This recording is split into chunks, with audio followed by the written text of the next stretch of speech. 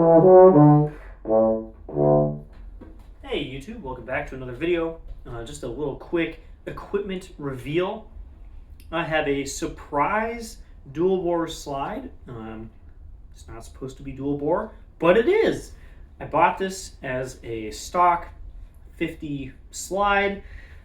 You'll notice I've gone through probably 13 or 14 50 slides in the last few years, and I don't keep them because usually they're not very good and it's not worth keeping them. Compared to my Edwards and my Shire stuff, they can't really compare on the playability front, on mostly even the sound front, and of course the action front. They're always worse, and so I just don't keep them. And I have single bore Edwards that I'm actually selling right now, my dual bore Shires. Now I have like a carbon fiber slide and stuff too. Anyway, gone through a lot of 50 slides, but I saw this one pop up, and it's got a nickel crook, which was never available on the brass slide as an option. As far as I know, they never sold them that way normally. And it was really cheap, and I was like, why not? Have another backup. If it's the usual kind of 50 slide, I sell it on, just like I usually do. And I got it, and it's not bad. The action is okay. I like the difference with the nickel crook. Plays a little better than the average brass crook 50 slide. But the lead pipe is completely reamed out. This happens a lot on box for some reason, but people will jam in mouthpieces over and over and over again. And over time, the mouthpiece goes in too far, like a ½ inch too far. And this affects like ergonomics because the horn is now sitting in a different place on your face. Like the whole thing is back farther, and it affects how the horn plays because the distance that the mouthpiece goes into the lead pipe changes a lot of things about like slotting and response and sound and stuff. It's not worth it to have a reamed out lead pipe. And so I took it to my tech. I have a couple extra lead pipes sitting around that honestly I'm not doing anything with.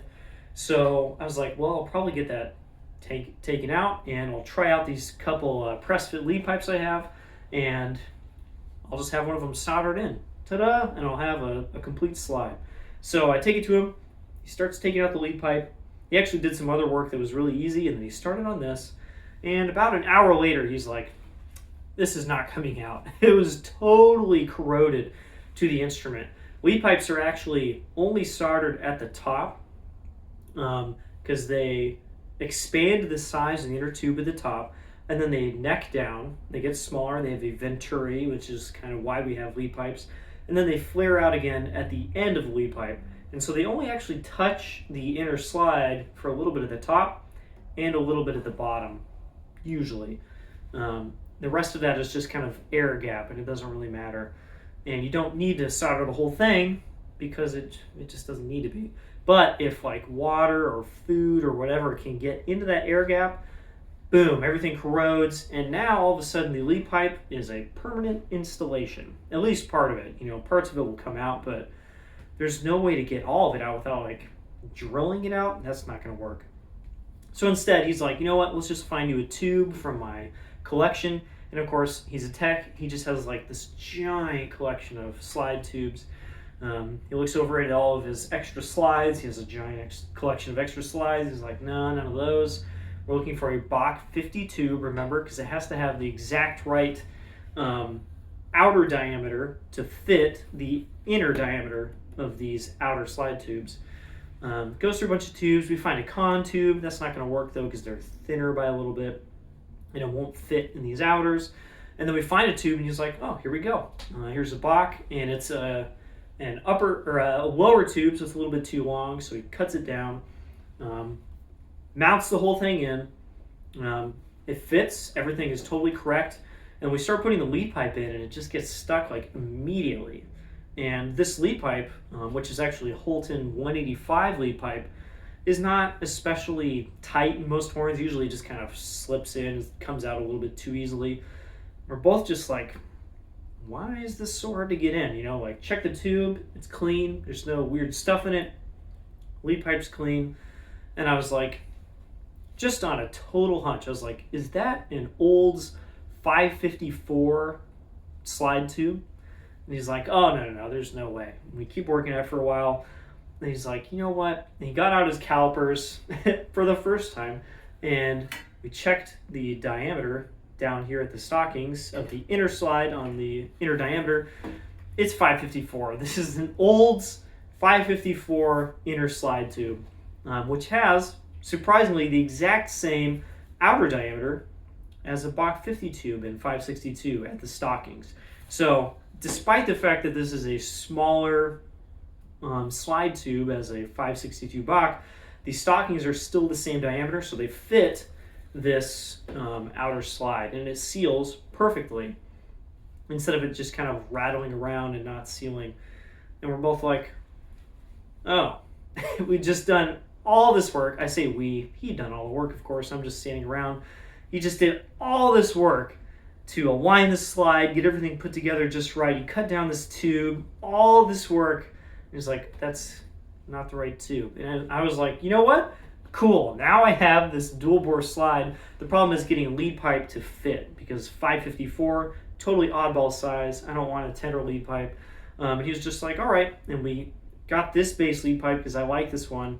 And he just made it a little bit smaller and shoved it on in. So now I have a 554, 562 dual bore slide with a nickel crook and a Holton 185 lead pipe. It's been necked down just a little bit to fit. The weirdest slide of all time. Action is not super stellar right now. I'm sure it could just be a little bit better if we clean it out a few times. Maybe I'll have the slide worked on at some point. It's not really a priority, and it actually plays quite well. Of course, it's not as giant and as broad as like my dual bore Shires, which is the next size up, but it works. It articulates. I really like the kind of like dense, smaller sound.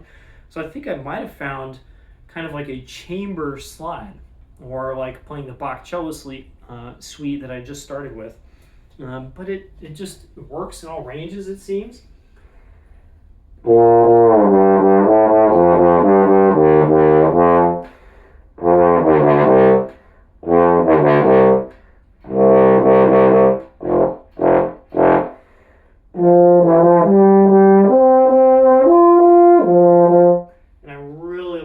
Mid-register sound and response. It's got just a tiny bit more resistance to make those articulations a little bit easier, a little less thoughtful, like you have to be on the big dual bore. It still works with my big mouthpiece, and obviously I'm using it on my big bell section, and it really just seems to match quite well. So out of all this, I got a slide that I might actually like more than the stock 50 slide that I was going to end up with. So cool. I got the weirdest dual bore of all time. This has probably been done before 2 or 3 times in all of history, and I just happen to have one of them. I'm pretty excited about this, actually. I might play the rest of the day on it, play some more cello suites, which I have not played in a long time, and play some more chamber music. So just a little equipment reveal, weird accidental dual bore slide. Bye, see you next time.